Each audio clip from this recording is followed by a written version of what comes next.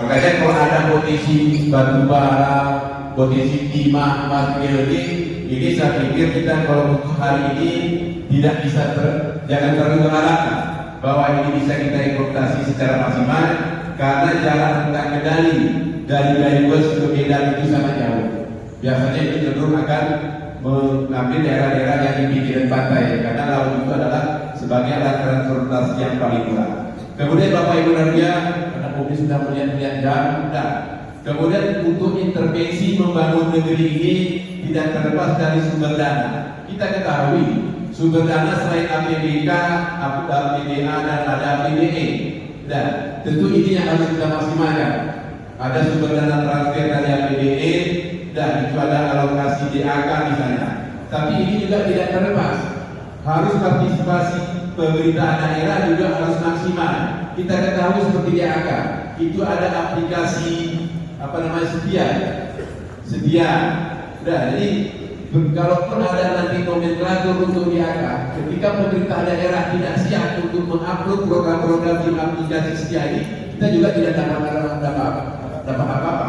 Kemudian Bapak Ibu Nadia, ke depan ada satu lagi yang bisa kita manfaatkan, yang mana dulu ada terjadi kesenjangan ruas jalan antara status jalan kabupaten, jalan provinsi, jalan nasional itu sangat jauh kesenjangannya, sehingga lahirlah Undang-Undang Nomor 33 terkait dengan impres penanganan jalan nasional.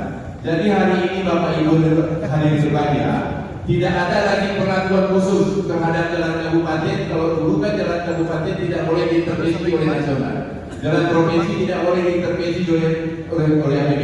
Hari ini sudah bisa, cuma tergantung lagi kepada pemerintah daerahnya. Jadi pemerintah daerahnya harus siap untuk mengupload aplikasi ini sehingga sumber dana dari impres jalan ini bisa kita maksimalkan untuk membangun GDP. Jadi saya pikir ini salah satu kesempatan, tidak harus kita habiskan uang APBK kita untuk jalan kabupaten, mumpung ada nomenklatur intervensi dari impres APBD untuk bisa membangun jalan-jalan yang ada di kabupaten ini. Kemudian Bapak Ibu Nadia, kepada Bupati juga kami sampaikan ada persoalan selama ini di kita Kabupaten Gelusi. Dan meskipun hari ini saya sedang melakukan DPR ini, barangkali saya harus sampaikan, banyak hal yang sudah saya lakukan di Gelusi. Seperti contoh misalnya, rumah bedah kalau saya tidak salah sudah di angka 50 lebih sebuah Gelusi. Cuma karena persoalan database kita tidak bagus, sehingga angka masyarakat yang rumahnya tidak layak huni tidak terkurang. Jadi oleh karena itu saya berharap kepada pemerintah daerah, ke depan database kita ini harus bagus ya, sehingga apa yang kita lakukan ini memang betul-betul tepat kepada masyarakat. Kemudian dari program-program lain juga, kemarin kita ada program jembatan gantung misalnya. Pemerintah daerah tidak punya database daerah mana yang paling urgent harus kita bangun jembatan gantung ini misalnya. Kemudian Pansimas dan lain sebagainya. Jadi saya pikir PR pemerintah daerah ke depan, di samping kita harus maksimal untuk melobi program ke pemerintah provinsi Aceh juga KPBD, saya pikir database kita ini juga harus kita benahi sehingga kita tidak dapat maksimal. Kemudian terkhusus kepada Pak Musnan selaku Ketua Kepala PDT Ketua Pemuda Aceh, kita berharap kepada beliau ini agar ke depan juga bisa memaksimalkan. Ini mohon maaf nih Pak Musnan. Kemarin itu ada beredar daftar proyek strategis Aceh, dan pada lembaran itu tidak muncul satupun untuk Gayuwas, sehingga saya pun selaku anggota DPR di daerah pemilihan Aceh saat ini dipaksa saya pun harus berbicara. Dan seakan-akan kita merasa kecewa. Padahal setelah kita telusuri, kalau saya tidak salah Pak Usnan juga selaku PDT Ketua Pemuda ada mengklarifikasi bahwa daftar PSN yang beredar itu tidak benar, itu bukan programnya Pak Mulyadi Manam dan Pak Dula. Jadi saya pikir mungkin tidak banyak yang dapat kami sampaikan karena keterbatasan waktu, karena yang kita harapkan nanti lebih banyak dari Pak Usnan, kemudian dari Profesor Muhammad Karim. Mungkin hanya ini dapat kami sampaikan. Terima kasih atas segala perhatiannya. Mohon maaf atas segala kesalahan kami. Wassalamualaikum warahmatullahi wabarakatuh. Terima kasih banyak kita tepuk tangan. Yang penting adalah bahwa pemerintah daerah harus lebih aktif, karena tanpa bantuan keuangan dari pusat dan provinsi kita tidak dapat berbuat apa-apa. Jadi barangkali dorongan kepada kita untuk lebih aktif mencari sumber dana yang baik. Selanjutnya mari bersama-sama kita dengarkan dari ini yang kita harapkan, terutama mengenai jalan tembus Lestén Politiku. Ini seperti apa nasibnya? Karena kita sudah kampanye ya Pak Ustaz. Kita sudah suara di mana-mana bahwa Pak Mujahid dari Muhalim. Ya dari Muhalim. Pak Muhalim menjanjikan bahwa Lestén Politiku kalau beliau terpilih itu akan dibangun. Dan alhamdulillah masyarakat sudah memilih dan tinggal tunggu kapan ini dibangun. Silakan Pak. Baik, terima kasih atas kesempatan yang diberikan. Assalamualaikum warahmatullahi wabarakatuh. Alhamdulillah wassalatu wassalamu ala rasulillah wa ala alihi wasahbihi yang kami hormati kami moderator guru saya juga ini luar biasa. Kemudian di sini ada Pak Bupati Terus, Pak Bupati dan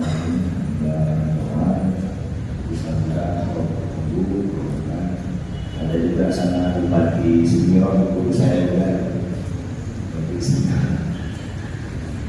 juga tokoh-tokoh yang mungkin nggak bisa saya sebutkan satu persatu namanya, Pak Dandim, Pak Ajari, Pak Polres, Sekat, ya nggak masalah, kan bisa kita pun komunikasi terus. Dan alhamdulillah kepala Bapeda Meruas juga sering komunikasi sama kita. Jadi secara umum Bapeda ini, pemerintah ini kan dalam hal perencanaan bekerja dengan Undang-Undang Nomor 25 Tahun 2004 tentang Sistem Perencanaan Pembangunan Nasional. Memang undang-undang ini dia udah 20 tahun ya. Mungkin anak-anak muda nanti, terutama adik-adik kami sini kalau yang hadir ya, perlu memikirkan juga supaya undang-undang ini dibuat lebih cepat ya. Jadi dalam undang-undang itu memang diatur sistem perencanaan, ada 5 dia. Ada namanya bottom up, lalu muslimbang gitu ya, muslimbang desa, kecamatan, kabupaten, provinsi dan muslimbang nas. Kemudian ada top down, itu namanya proyek strategis nasional.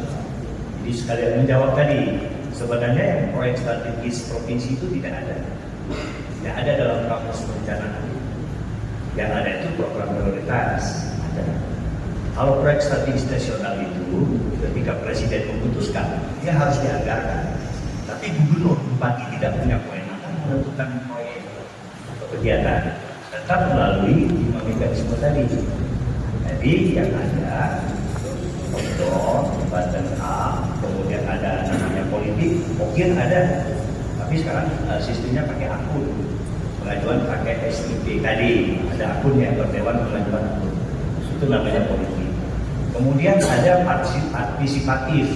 Masyarakat boleh mengajukan, bukan nggak boleh, tapi partisipatif. Apakah kelompok perorangan melalui surat pada gubernur, pada bupati. Kemudian ada teknokratik. Nah, itu yang kami susun nih, birokrat menyusun seperti kemarin sebelum pilkada kita menyusun namanya RPJM teknokratik. Itu disusun oleh para birokrat. Dianggap birokratnya orang teknik ya, di bidangnya masing-masing.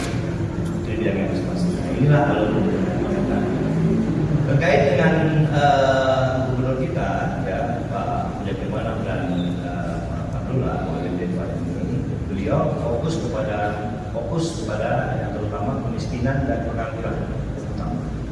Itu ini yang menjadi beliau selalu beliau ingatkan kita bagaimana kita pengangguran ini bisa kita kurangi, kemudian bagaimana kemiskinan ini juga bisa kita kurangi, kita turunkan.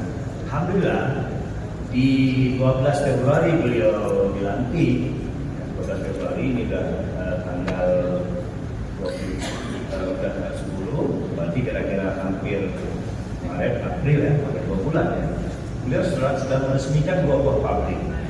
Satu pabrik ban ya, yang di Nagan Raya itu punyanya Pak Hasim Joyo Hadi Kusmo. Ya udah sekarang jalannya sedang dibuat ke situ dan pembangkit listriknya sedang dibangun. Dan itu direncanakan sebagai pabrik ban terbesar di Asia Tenggara. Artinya ada kepercayaan. Beliau sudah lama mau launching tapi belum yakin. Tapi alhamdulillah ketika Muhalim menjadi gubernur beliau percaya gitu. Karena untuk investasi ini perlu kepercayaan, keyakinan. Kemudian kedua ada pabrik rokok. Ini juga menurut kami ini cerdas juga, karena selama ini kan banyak rokok ilegal. Ternyata rokok ilegal ini yang di luar itu, yang dari Vietnam, pelakunya orang-orang kita juga. Orang-orang dari kita bikin sana, yang dibuatlah yang rokok sekarang izin legal. Ngapain mereka jauh-jauh sana? Kirim lagi, ya kan? Mahal lah kirim, udah buat aja dia di sini. Sehingga dia legal. Negara pun dapat ini sudah dua, insya Allah dalam beberapa hari ke depan. Di pertengahan beberapa ini ada lagi satu pabrik minyak goreng. Itu Said ya, Alatas itu atau Alatas ya, kumpulan Said ya.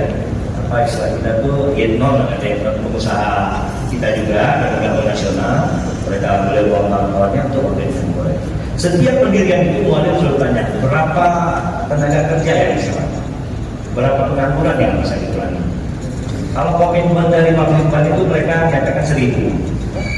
Nah, yang di beberapa juga ada pengurangan nanti bapak berapa. Di mana ini tugas kami memang hari-hari untuk berhitung mundur ya, karena waktu 5 tahun tentunya tidak lama gitu kan. Nah, kemudian terkait pembangunan tadi, pembangunan daerah, kita kan sudah kita RT RW nasional, RT RW itu kita dibagi 6 koridor. Ada wilayah yang di Banda Aceh, Sabang, Aceh Besar, nanti ada yang di Biren ya, kemudian ada yang pusatnya di Lusmawe, ada pusatnya di Labuh, ya, di Aceh Barat, Labuh, kemudian ada yang di Aceh Tengah. Kemudian ada yang comfort zone-nya juga ya, ada Aceh Tenggara, kemudian ada Langsa, ada Aceh Barat Daya, Sumsel. Nah, semua ini sampai dengan hari ini, sampai dengan hari ini, Bapeda alhamdulillah masih bisa mengawal itu saya lihat. Saya kalau berjalan di jalanan, walaupun fokus kita kadang-kadang lari, fokus kita kadang-kadang untuk kewenangan provinsi ini. Kan jalan ini ada pembangunan, ada peningkatan, ada pemeliharaan. Saya jalan itu ada pembangunan, pemeliharaan, dan peningkatan dan pemeliharaan. Terkadang kita di pemeliharaan terbatas. Nanti kondisi kita juga aja tinggi. Jalan kita di daerah hutan hujan. Ya memang hujannya lebat, kemudian jenis tanahnya pun tanah-tanah promosol seperti kita ini. Tanah promosol itu ketika hujan dia menjadi cair lembek, itu ketika kemarau dia berdebu kan gitu. Jadi mungkin konstruksinya juga tentu berbeda, tapi alhamdulillah dengan kata dari Pak Ketua tadi bahwa nanti APBN juga bisa masuk, ini kan nanti luar biasa juga. Mudah-mudahan dengan kekuatan politik dan kita ini bisa ditangani lah. Karena jalan-jalan provinsi yang harus ditangani oleh provinsi itu sekitar 3.000 orang, paling 3.000 orang nasional lah harus. Jadi 3.000 orang sudah kita ini, jadi kita jaga, kita perbaiki pemeliharaan, belum lagi jalan yang mau kita tambah pembangunan jalan baru. Jadi seperti 3.000 sebetulnya karena memang di tengah ya ada menghubungkan dua lautan ya, Selat Malaka dengan lautan India sebelah sana. Ada Apia kan ada Surit, kita turun terus Mawe ya, kita terhubung di Papua Besar, terhubung ke Aceh Tenggara, terhubung ke Gayo, memang secara letak ya geografi ini memang benar-benar strategis. Satu lagi yang mungkin ingin selalu disampaikan oleh Gubernur kepada kami bahwa tugas beliau itu secara umum satu, mendekatkan rakyatnya kepada Allah. Gubernur berlakukan kunci gubernur setiap azan supaya sholat, melaksanakan sholat. Maka dari beliau pertama sholat wajib jamaah, tapi oleh MPU diluruskan kalau wajib jamaah ya ada udah mungkin ada usaha banyak alternatif yang dibuat lain. Itu setiap azan pokoknya aktivitas berhenti sholat. Itu tugas beliau satu, dan itu disebut di Al-Quran memang tugas pemimpin mendekatkan rakyatnya kepada Allah. Beliau lakukan, tinggal kita bagaimana menjalani itu semua ini, mengikuti itu.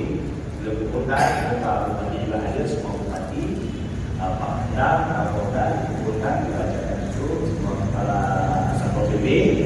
Kemarin diambil perdana beliau PMK, mana kepala Satpol PP? Nah, siapa dia? Kalau kurang, berapa orang kurang? Satpol PP kurang 500 atau kurang 1000 tambah saja. Pokoknya ini harus ditegakkan untuk ini. Itu satu. Kedua, tugas beliau kan memenuhi kebutuhan dasar rakyatnya.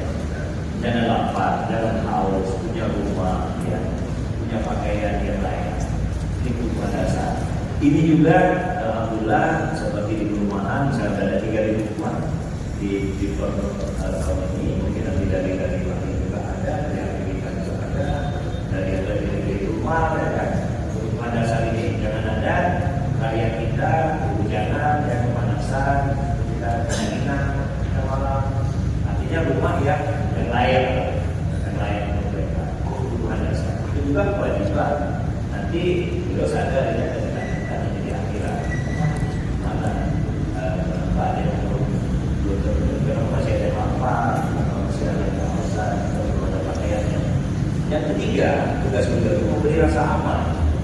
Siapapun mau pergi, kapanpun, jam berapapun, kemanapun dalam wilayah Aceh, dia tidak takut, aman dia, nyaman. Jadi perlu dukungan, mandiri Pak Dadi, mandiri Pak Kapolres, mandiri Pak Mandang, Pak Polda, dan stakeholder semuanya. Nah 3 hal inilah beliau mau coba lakukan, sedangkan waktu hanya 2 tahun. Jadi kadang-kadang memang kalau kita lihat sering kita lihat belum gitu. Kenapa lambat kan kita? Kenapa lambat? Ini hari-hari itu siapa? Beliau mendorong ini. Tapi insya Allah saya yakin ya dengan semangat beliau itu kawan-kawan beliau bersemangat. Makanya investor masuk, mulai masuk. Contoh ini mohon maaf kita tidak membedakan dalam investasi di Aceh. Kita tidak mau membedakan ya namanya investasi di mobil juga di rumah. Goshen itu istilahnya perusahaan BUMN Cina, tapi yang menangani BUMN dia sebagai semacam broker, menghubung ibunya. Ya, kami diundang juga, beliau datang ke Polda mereka, nanti malam berbeda dari 20 perusahaan, termasuk yang bangun kereta cepat Jakarta Bandung, ya, termasuk yang bangun Morowali, sudah datang semua kan. Kemudian mereka menawarkan apa yang bisa kami bantu. Ada 2 karena sekarang mungkin dalam 2-3 bulan ini ada 2 lembaga pembiayaan yang masuk Aceh. Pertama Sinar Masyarikat. Ini belum pernah masuk sebelumnya. Karena sudah ada kalau undangan pembiayaan kita kan mudah. Artinya ngapain kita dari investor luar? Kalau ada pengusaha kita pasti tidak ada yang modal ini. Kita sudah ada lembaga pembiayaan kita kan bisa memberikan. Kemudian satu lagi lembaga pembiayaan yang membiayai IFA. Ini yang membiayai IFA juga pembiayaannya ada. Dan mereka juga mau masuk Aceh sebagai pembiayaan syariah. Sehingga saya secara pribadi mohon maaf juga sebagai pribadi saya juga ada ngirim kawan saya ke Pak Lukman Ganyaku yang punya komunitas pasar Ibu dan salah satu pengusaha dari Aceh menyampaikan beliau apa yang bisa kami bantu supaya Bapak bisa lebih baik. Supaya Bapak bisa lebih banyak lagi, kemudian lebih luas, tapi bantu rakyat bekerja di situ. Bantu apakah bekerja, ada pasukannya berapa. Jadi kita coba berdayakan kalau masuk pembiayaan. Kemudian juga ada Bank Aceh. Bank Aceh ini coba pelan-pelan kita nanti. Selama ini kan Bank Aceh dengan menangani PNS, ada ketakutan masih beda dengan bank-bank yang berani dengan investasi besar. Tapi Bank Aceh kita kan masih. Tapi ini kan perlu belajar. Mulai coba kita melatih pelan-pelan. Coba di seluruh Bank Aceh kita mau Bank Aceh kita berdalam. Dan pembiayaan ini kalau ada seperti ini kita berdalam dengan Bank Aceh. Karena memang gubernur memiliki saham 1% itu artinya. Nah, tapi seperti tadi pabrik minyak goreng tadi, misalnya kan ada kebijakan seperti dijaga di sini apa betul ya, betul itu tidak boleh dibawa keluar misalnya. Wali akan lakukan juga itu kalau sudah ada pabriknya. Kalau nggak ada pabriknya bagaimana itu lakukan? Kalau mau keluar mana? Jadi untuk investasi boleh memberikan 3. Pertama, kemudahan administrasi, kemudian keamanan perusahaan itu dalam aktivitas tidak ada gangguan, kemudian keuntungan karena tidak ada investor cari rugikan. Investor kan pastinya butuh. Hanya saja kita masih ada kendala. Kadang-kadang kita mahal dan enak kita di mahal kayak alur itu 20.000 per hari sewa jalannya, sewa tempatnya.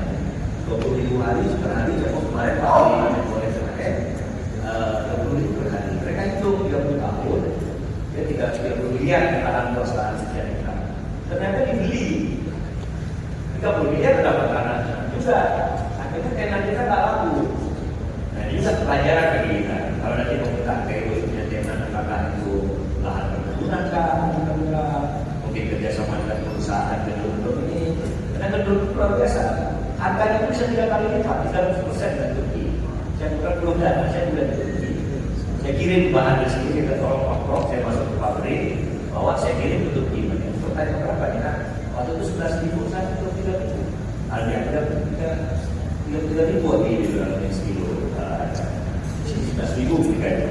Berarti kan 300% ini. Kenapa kita nggak bisa kaya? Kira-kira seperti itu. Pikiran sederhana ya, itu banyak kendala. Katakanlah biaya transport itu berapa? Ada di sini. Namanya Pak Ismail Rashid.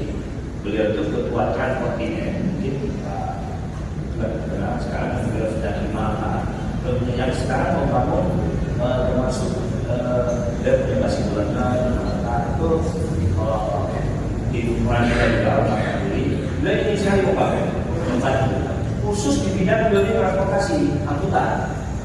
Jadi kalau kita contoh sekarang kan ada yang namanya Mas di Bali di selatan itu beliau juga.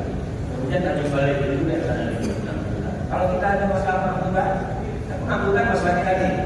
Mungkin kita bisa kerjasama transportasi untuk membawa ya mungkin masalah coklat kah, kopi. Kita bisa kerjasama dulu mungkin bisa juga sehingga ketika biaya transportasi bisa kita bisa menjual lebih murah di pasar Medan. Kalau kita tidak ada pengaruh mereka dekat, kita jauh dari kebawah melewati mereka. Jadi istilahnya bukan dumping ya, kalau dumping maka boleh. Jadi kita subsidi secara pemerintah kan persaingan dengan bagus dari budaya pemerintah yang melakukan program dumping. Jadi ini yang kita coba, yang mungkin memang itu juga tadi kan terima kasih. Nanti bisa diskusi sama saya lewat WA ataupun ya. Terima kasih tepuk tangan untuk kedua kita membuka diri untuk selanjutnya kita berdialog.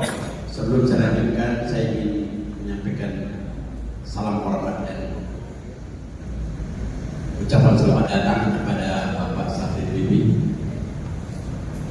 Beliaulah bupati yang pertama menandatangani persetujuan untuk lahirnya Kabupaten Lekus. Saya ini kalau dalam ulang tahunnya akan datang, saya merasa inilah sebagai bidang utama lahirnya Kabupaten Lekus.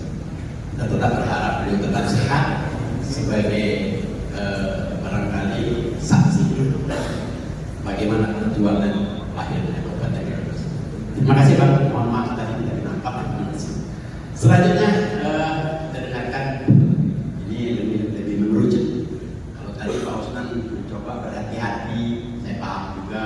Ya, ini kita berharap bahwa Profesor tidak berhati-hati, dia langsung bukan. Silakan Profesor. Baik, moderator, terima kasih. Assalamualaikum warahmatullahi wabarakatuh.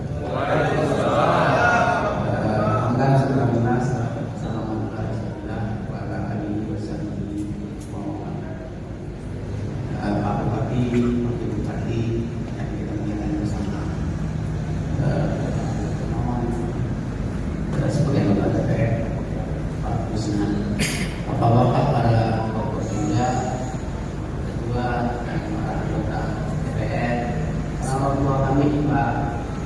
Jadi terima kasih Pak atas kehadirannya. Bapak Ibu para kepala dinas dan peserta seminar hari ini. Tadinya kalau bisa saya sebenarnya membuat judul pengembangan Leibus meretas jalan menuju konektivitas pembangunan wilayah tengah secara terpadu. Nah, saya sebenarnya tadi sudah agak detail sebenarnya. Jadi Pak Irmawan sudah detail, ternyata Pak Usman sudah menyampaikan kepada saya.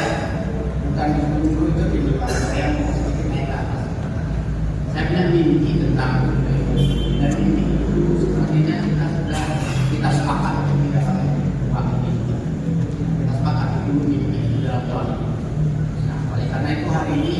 mimpi itu saya angkat kembali.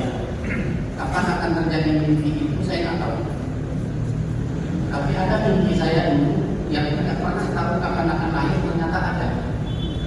Saya mungkin agak flashback. Tahun-tahun 92, 93 saya berfungsi sebagai penyuluh baik, penyuluh kopi di Aceh Tengah.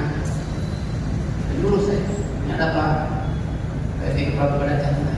Jadi penyuluh, jadi tidak ada yang tidak tahu saya desa di Aceh Tengah. Belum lahir kemudian.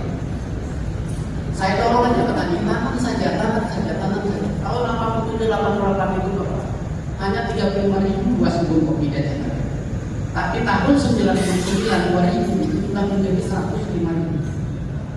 Bayangkan hanya waktu kira-kira tahun 87 sampai ke tahun 2000, 13 tahun. 13 tahun itu bisa bertambah 65.000 hektar. Kerja siapa ya? Bukan pemerintah Bapak ya. Pemerintah nggak sanggup mengerjakan itu. Tapi siapa yang mengerjakan itu? Petani. Tanam aja. Itu pun yang sini. Suatu saat Gayo ini akan muncullah kafe-kafe seperti di Jepang. Saya sampaikan seperti itu di Eropa, di Italia. Yang saya dengar-dengar sudah pancet. Bagaimana orang kita tanya, saya share lah ini, saya tanya kafe-kafe di Eropa ini. Pak, kapan kafe ini akan lahir? Saya nggak tahu, tapi dalam mimpi saya ada terjadi. Apa kemudian? Aceh jadi tsunami. 2004, 2005 muncullah kafe pertama Bapak Ibu berbeda kafe di Tritik. Setelah itulah muncul kafe-kafe lain sekarang. Nah itu saya balik ke Takeno. Udah benar Pak yang begini. Kafe-kafe Eropa itu ada di Takeno, ada di Lagos, ada di ini. Jadi ayo kita bermimpi, kemudian konsisten menjaga mimpi untuk menjadi kenyataan. Artinya jangan pernah berhenti bekerja. Punya komitmen besar, itu saja sederhana. Saya flashback sedikit. Saya minta izin kemarin kepada Pak Bupati. Saya tidak akan bercerita tentang Gayo spesifik, tapi saya akan bercerita tentang 4 kabupaten ini. Kenapa? Tahun 1948 tahun lahirlah Aceh Tengah sebagai kota administratif pecah dari Aceh Timur. 1948. Tentu kita belum ada ini, mungkin belum Bapak. Tahun 1948. Lalu baru dikukuhkan menjadi Kabupaten Aceh Tengah 1956. Jangan lupa sejarah juga. 1956 itu mulailah diinisiasi pembentukan Aceh Tengah. Ketika Aceh Tengah dikukuhkan menjadi kabupaten. Ini sejarah supaya kita tahu bagaimana dekatnya kita. Tahun 74 Aceh Tengah lahir, berpisah dari Aceh Tengah, ibu kotanya Kota Jaya. Lama kita libur, tapi perjuangan Lagos juga lama. Dari tahun 90-an kali sudah mulai Lagos. Baru lahir kapan? 2002. Lahir dari Aceh Tengah. Udah 3. Baru terakhir lahir Benar Meriah 2023. Menjadi 4 kabupaten. Saya katakan 4 kabupaten ini Bapak Ibu satu darah. Kenapa kita tidak bisa bersatu? Kenapa kita tidak bisa bersatu ke 4 Oke, saya mau jelaskan bersatu seperti apa. Pertama, mari kita berklasterisasi komoditas. Komoditas kita klasterisasi. Kami Gayo punya ini. Siapapun yang akan masuk ke Gayo, kami punya ini. Dan sudah kita lahirkan. Itulah perjuangan kita sama-sama, termasuk mensertifikasi. Makanya saya kemarin tahun lalu mengajak teman-teman dinas pertanian Lagos, ayolah kita sama-sama sertifikasi tembakau Gayo. Saya sudah 3 tahun bekerja tembakau Gayo ini. Untuk mensertifikasi 2026. Kopi kita tuntas lah. 2010 saya ikut serta mensertifikasi kopi Gayo 1, Gayo 2. 2023 Gayo 3. Nah ini kita, ayo kita sama-sama. Klasterisasi komunitas. Gayo 2, Aceh Tengah, Benar Meriah, kita kopi. Tanya-tanya kopi. Ayo gabung Aceh Tengah. Karena negara boleh kopi robusta.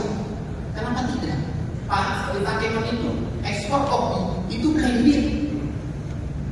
Blended itu kadang-kadang Gayo juga blended kok. Apakah ada Arabica murni? Tidak ada lagi. Arabica ini ada, tapi di blend Pak, dicampur pakai apa? Pakai robusta. Makanya dipakai robusta Lampung itu dan bijinya nggak besar. Tapi bukan robusta, bukan arabica yang robusta. Di blended. Hanya ada teman-teman yang pengrajin ini bukan. Satu. Yang kedua, apa yang bisa kita klasterkan? Komoditas klasternya. Tembakau. Boleh nggak kita? Tadi kan pabriknya akan ada pabrik di Aceh Utara dan sudah berdiri pabrik di Aceh Timur. Dari mana tembakaunya mereka? Mereka nggak punya kok. Bapak Ibu siap kan? Kita yang sediakan bahan baku. Silakan pabriknya di situ, tapi bahannya dari kita. Jadi betul kita punya nilai tambah. Dari luas Aceh Tengah, Banda Mulia, ayo kita klaster tembakau. Bersama Aceh Tenggara, ayo kita berklaster kakao. Karena memang sebagian daerah kita ini bisa kakao. Dan ada banyak yang bisa kita dengan Aceh Tenggara bisa kakao, bisa kita klasterkan. Kopi robusta kita klaster sama-sama. Nah, bersama-sama kita dengan mereka. Apalagi Aceh Tenggara, jagung. Nah, hilirnya, ini kan tadi sudah disinggung oleh Pak Hermawan. Kita ini masih dagangan barang mentah. Kenapa tidak kita terjun dagangan barang yang sudah jadi, setengah jadi saja? Undang-undang itu Pak, itu adalah barang setengah jadi. Bukan kirim getahnya berbeda. Itulah makanya kenapa kemudian dilarang mengirim getah mentah, karena ada yang di sini. Maka jadikan bundukam yang kirim. Kopi sudah oke sana. Kopi sudah mulai hilang karena sudah banyak ekspor kopi dalam bentuk roasting. Kopi yang sudah roasting dari nah kita ini ada di tengah. Jadi kalau kita makan itu masih banyak sekali. Tapi kita punya komitmen bersama. Teman-teman kita ini inovatif kita. Ada ide, ada ini, ada itu. Kita kembali. Ayo sama-sama.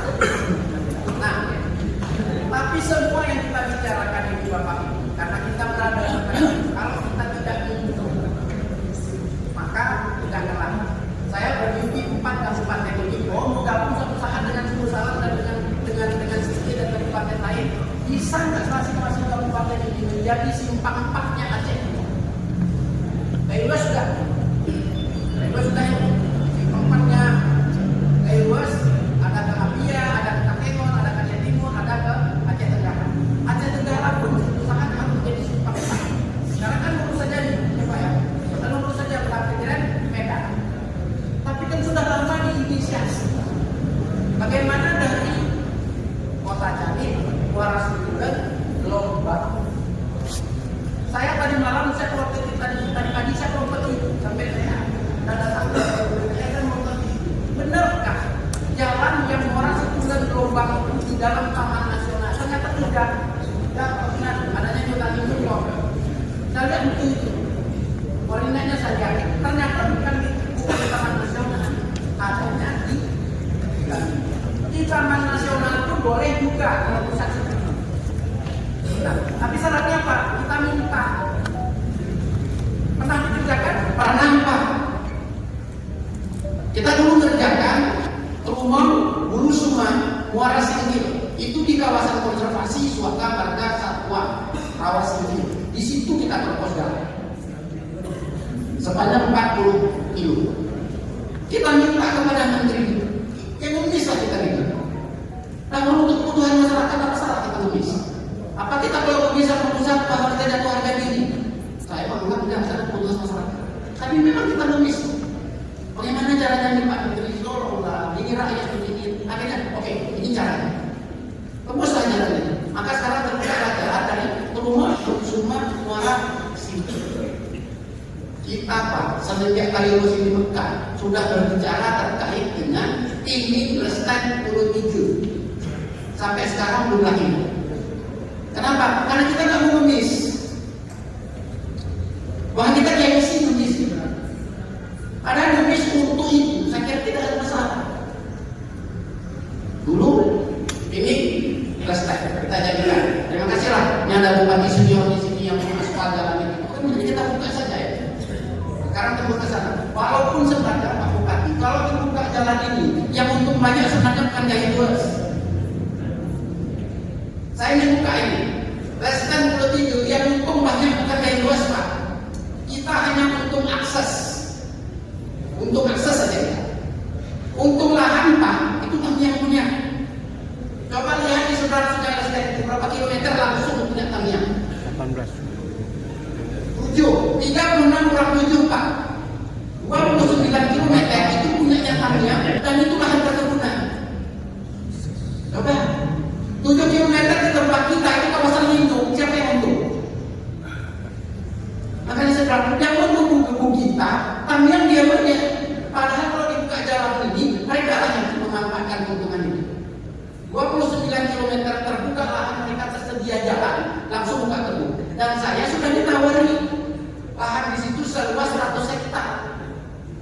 jalur itu.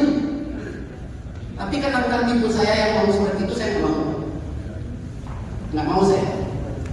Tapi oke lah, gaya luas ada dua segmen jalan yang harus dituntaskan Pak Bupati.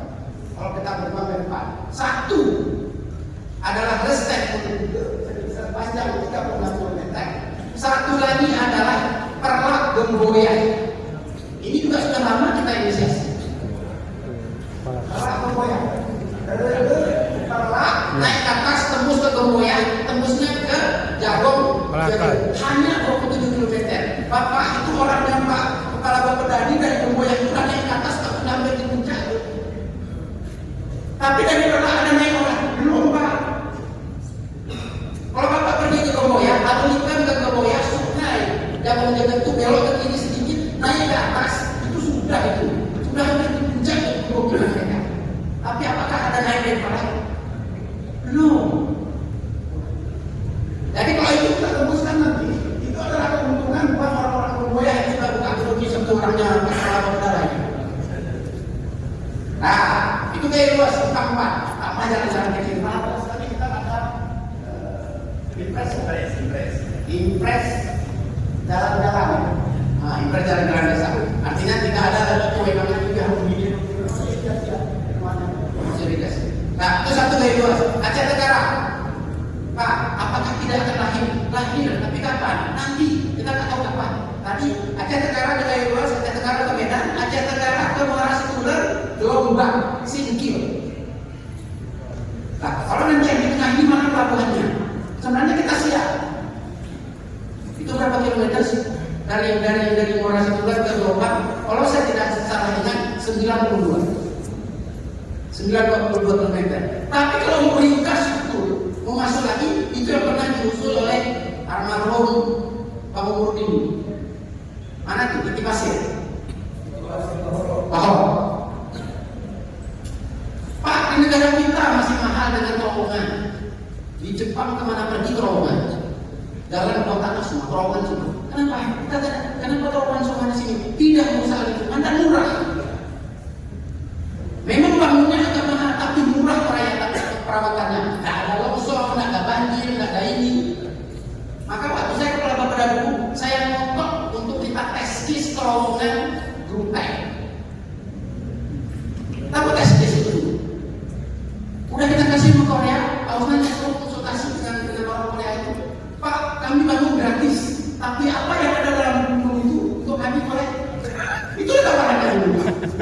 Kalau Pak Gubernur lihat kan dari terowongan. Kami bangun, kami buat perencanaan, tapi apa yang ada dalam gunung Grutai itu punya kami, kata Korea. Takut. Korea kemana pergi? Terowongan. Kami balik, Auslan dari ujung-ujung di Korea itu jalan dari mana-mana. Lihat terowongan orang. Jadi kita jadikan Aceh Tenggara kota Aceh sebagai simpang 4. Gaya luas sudah simpang 4. Kita ke kampungnya bapaknya kita. Mana Aceh Tengah? Aceh Tengah ke Biren, ke Gaya luas, ke Betung Ade, dan ke Pama. Iya Pak. Udah jadi sudah. Pama kata orang Aceh, Pama kata orang lain. Benar Pak ya? Pama. Itu ya. Gempang Pama. Itu saya tahu persis Pak Is di Komisi 5, beliau yang ngomong itu. Kalau naik sepeda motor udah selesai. Tapi kalau bawa mobil dulu, dikit lagi. Kalau sepeda motor kita bawa dari Pama ke Gempang, dari Gempang ke Pama sudah tembus bawa sepeda motor. Tapi mobil dulu. Akhirnya selesai dari simpang 4 itu. Tapi Aceh Tengah juga punya tugas yang di dalam. Mana tuh? Hoak, seperti sebuah lugu. Iya. Betul. Pak, kalau kita mau bersatu harusnya itu seperti itu jadi kita makanya sedang saya di Hoak, seperti sebuah. Bapak itu bolak-balik ini ke Aceh Timur, tahu nggak sebuah ke mana? Nah kan, Bapak lewat Lubuk sedikit, lewat kota Lubuk itu sedikit sebelum sampai ke Penalun, dia sudah kiri di seberang sungai. Itu ada desa kecil di situ namanya Desa Sebuah. Ke situ dia. Nah,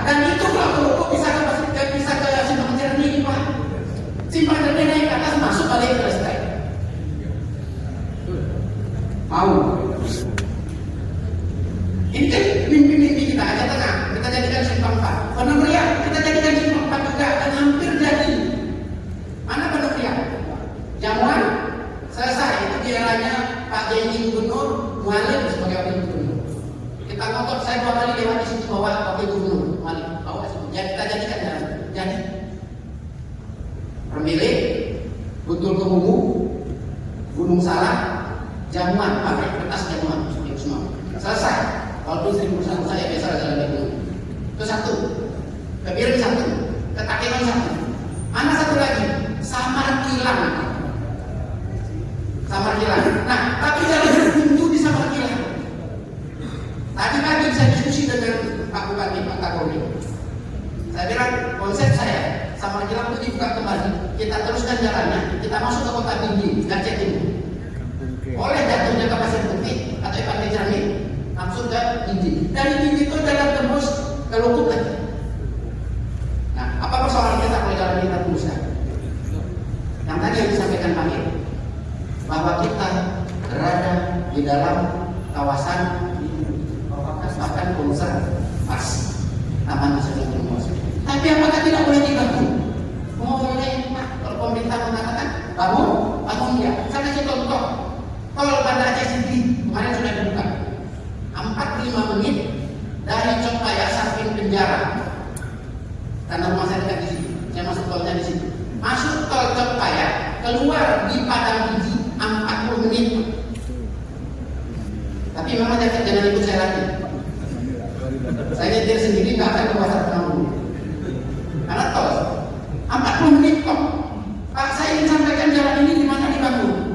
Di dalam kawasan konservasi Tahura, Taman Hutan Raya Pojok Murah Hutan. Itu kawasan konservasi, Pak. Sumber air untuk Aceh Besar dan sumber air untuk kota Banda Aceh. Nah, ini urusan kurang das. Tapi kenapa dibangun dalam tol di situ? Membelah kawasan konservasi. Karena pemerintah punya gawe.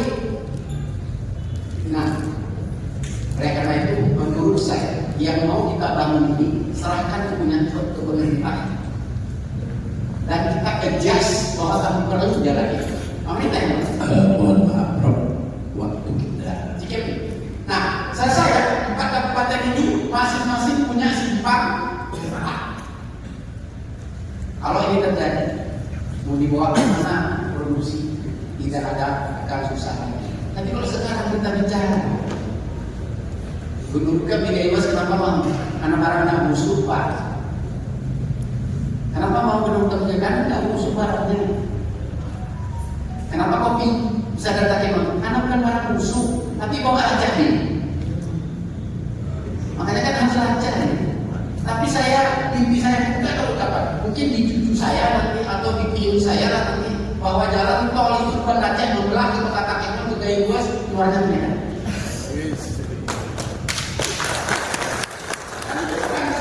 Bukan hal yang tidak mungkin, tapi kita ayo berani bermimpi dan jaga mimpi itu secara konsisten. Itu aja. Mimpi tinggi. SD udah belajar, tapi SD sekarang berapa? Kamu kenal kita mau sedikit tahun lagi sekarang ya ada lagi. Mimpi itu kita tulis di mana sekarang. Kalau kita dulu belajar, suruh mimpi kita tapi konsisten menjaga mimpi. Jadi ini yang kita inginkan. Kita tidak berbicara lain. Sehingga saya mengatakan bahwa wilayah tengah ini menjadi konektor. Bang Jamal menyampaikan wilayah tengah ini menjadi sumbu ekonomi. Saya katakan menjadi konektor yang mengkonekkan Aceh ini. Kayak luas, bukan Pak. Empat kita mengkonekkan Aceh ini. Itu mimpi, benar mimpi. Tapi ayo kita jaga sama-sama mimpi kita. Saya yakin betul aja. Kapan? Saya nggak tahu kapannya. Jangan tanya kapan tuh. Nanti dibilang saya bongkar. Mungkin di generasi sekian kita depan. Saya kira demikian Pak Moderator. Nanti akan kita lanjutkan kembali di diskusi. Terima kasih. Assalamualaikum warahmatullahi wabarakatuh. Yang sudah cepat mendorong kita bahwa 4 kabupaten ini harus punya misi menjadi konektor penghubung seluruh Aceh, sehingga Aceh bisa menjadi satu kesatuan ekonomi dan Aceh menjadi satu kesatuan politik.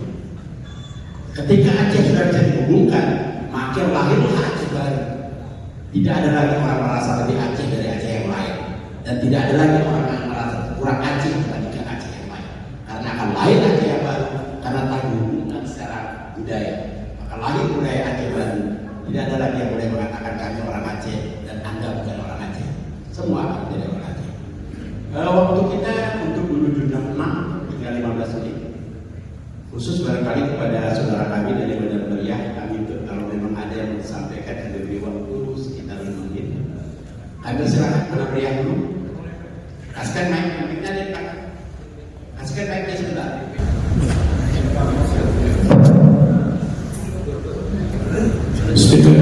Assalamualaikum warahmatullahi wabarakatuh.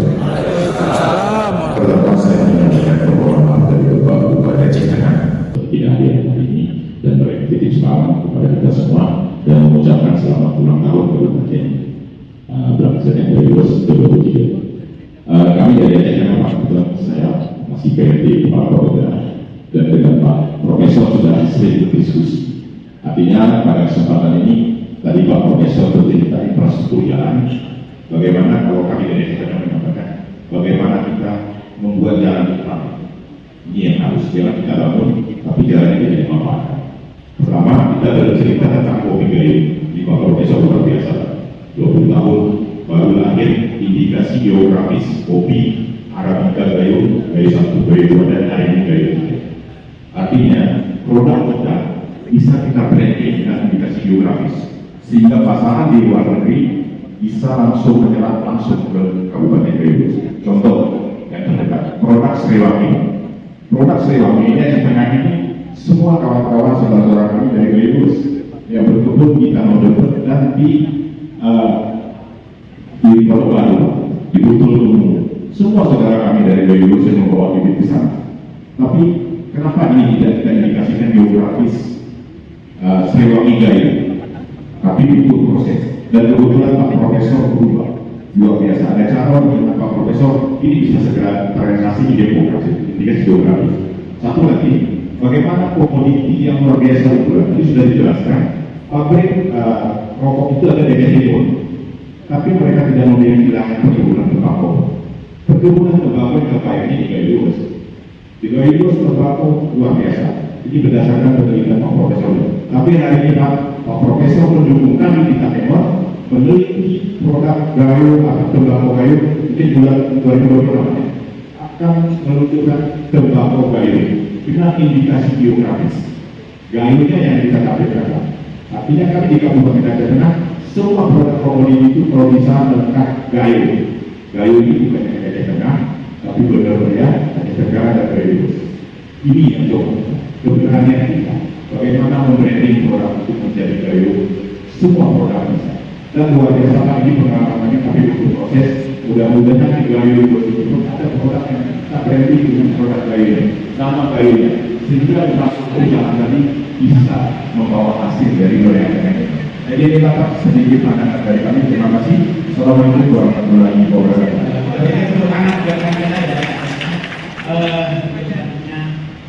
Kami mohon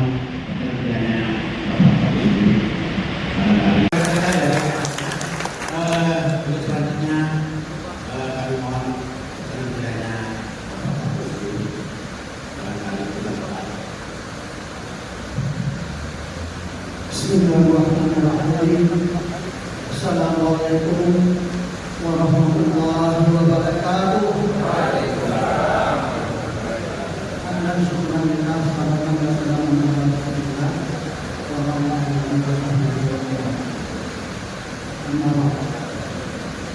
Yang kami hormati Bapak Bupati dan Wakil Bupati Gayo, Bapak Moderator, Bapak-bapak narasumber yang sudah menyampaikan kata, peserta seminar sekalian, barangkali nama tersebut satu persatu, barangkali mungkin saja yang menghormati pada waktu yang terbaik.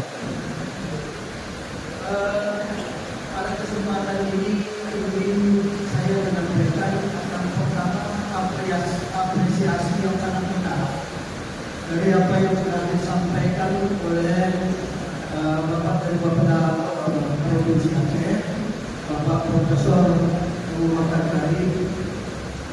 Semua ini menjadi impian kita, nah, walaupun mungkin tahapan-tahapannya kita sendirilah yang di dalam 4 kabupaten ini berjuang untuk mengangkat kemerdekaan menjadi percepatan pembangunan daerah untuk pembangunan daerah. Nah, pada kesempatan ini saya ingin pendapat tidak banyak banyak, hanya dua hal saja yang disampaikan tadi. Semua kita sudah memahami. Nah, tinggal bagaimana kita mengerjakan. Yang pertama, kalau bagaimanapun wilayah kita yang paling terkait dengan Taman Nasional Gunung.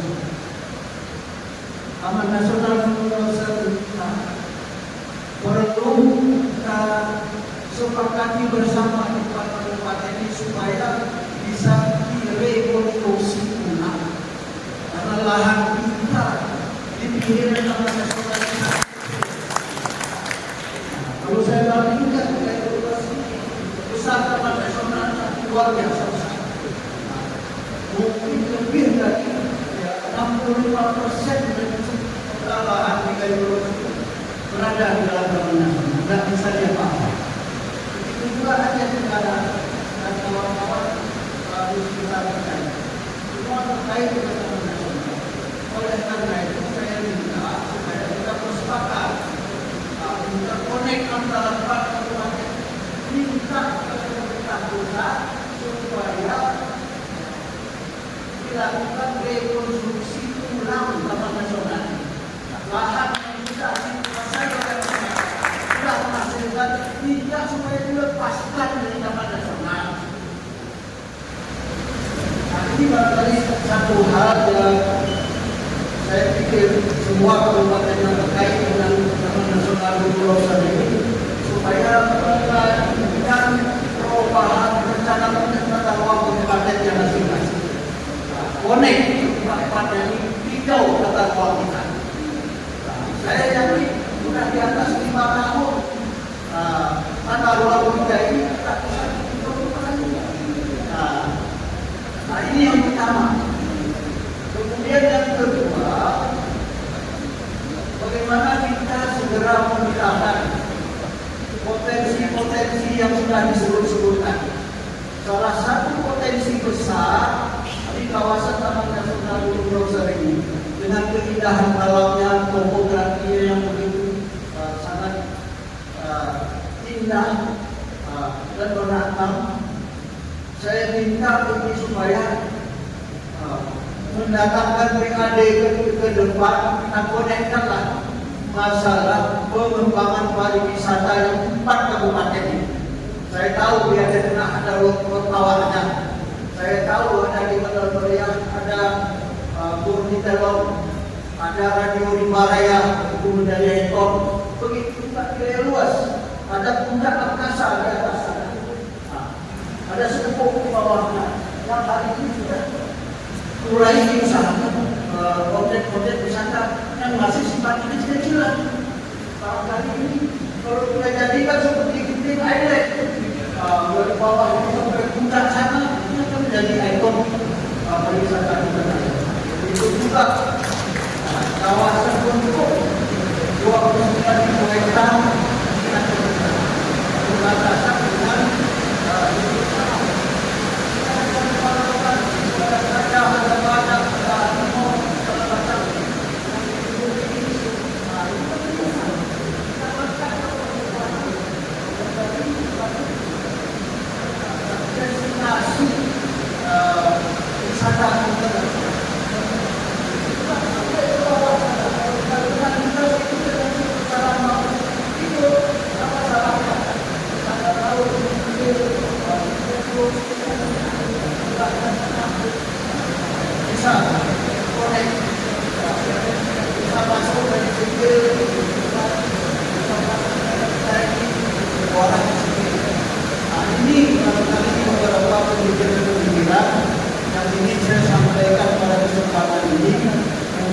barangkali karena terbatas waktu, saya katakan sampai di sini. Moderator, terima kasih atas kesempatannya. Saya akhiri. Wassalamualaikum warahmatullahi wabarakatuh. Terima kasih. Menarik tadi bahwa beliau ingin supaya Taman Nasional. Dulu sebenarnya Pak Ibu Masih pernah punya pemikiran kalau Taman Nasional tidak boleh diganti, maka Taman Nasional dijadikan alat hitung DAU. Beliau dengan saya bertemu dengan Dirjen Keuangan supaya luas Taman Nasional itu menjadi alat hitung DAU. Nah, jadi beberapa hektar Taman Nasional itu dijadikan tambahan DAU kita bagi daerah-daerah yang itu Taman Nasional yang ditugaskan untuk daerah Taman Nasional. Itu sudah pernah disiasati, tapi saya tidak tahu bagaimana ujungnya. Maka untuk selanjutnya, kalau tadi Aceh Tengah sudah, barangkali dari Aceh Tenggara, ya silakan. Mohon maaf, 3 menit saja. Kalau slide-nya di